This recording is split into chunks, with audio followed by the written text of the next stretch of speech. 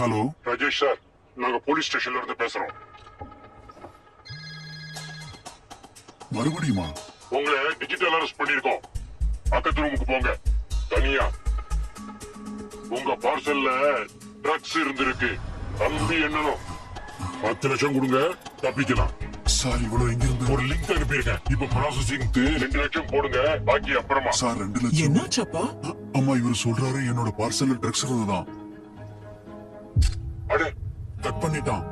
பயப்பட வேண்டாம்பா. டிஜிட்டல் அரெஸ்ட்னு எதுவுமே இல்ல. இதெல்லாம் ஃப்ராட் பா. ஃப்ராட்?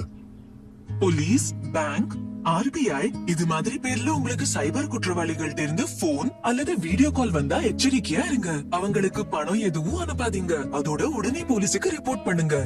புத்திசாலித்தனமா நடக்கலனா பணத்தை காலி பண்ணிடுவாங்க. ஆர்பிஐ சொல்கிறது. விவரமா இருங்க, எச்சரிக்கையா இருங்க.